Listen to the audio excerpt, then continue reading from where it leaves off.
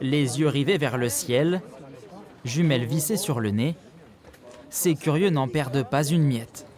Sous le clocher de l'église Sainte-Marie à Bordeaux, 2 jeunes faucons pèlerins ont éclos il y a quelques semaines, sous le regard protecteur de leurs parents. Un spectacle rare qu'ornithologues amateurs ou simples passants viennent observer. C'est une chance exceptionnelle de voir ça et on est ravis que ce soit là. On habite à côté, donc on viendra régulièrement le voir. C'est une vraie chance. Apparemment, il en restait que 150 il y a quelques années. Et là, on a la chance d'en avoir un petit couple ici, donc ça fait plaisir. C'est l'un des oiseaux les plus rapides. Il peut faire des piquets à quasiment 300 km/h. Donc oui, c'est une technique de chasse assez particulière. Il y en a déjà à Paris, il y en a à Béziers aussi, sur la cathédrale de Béziers. Donc l'avoir notre faucon pèlerin à Bordeaux, c'est quand même exceptionnel, c'est chouette.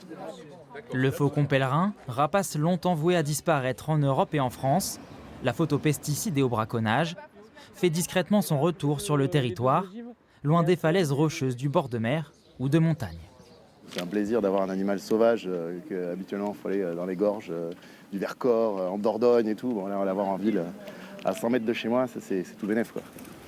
Une nidification rare, assidûment suivie dans le quartier, que la Ligue pour la protection des oiseaux espérait depuis longtemps.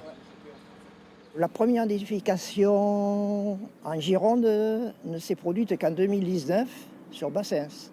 Et sur Bordeaux, on les attendait depuis 2000, c'est-à-dire depuis 25 ans. La petite famille à plumes devrait être observable dans le quartier pendant 2 mois encore, jusqu'à ce que les jeunes faucons prennent leur indépendance.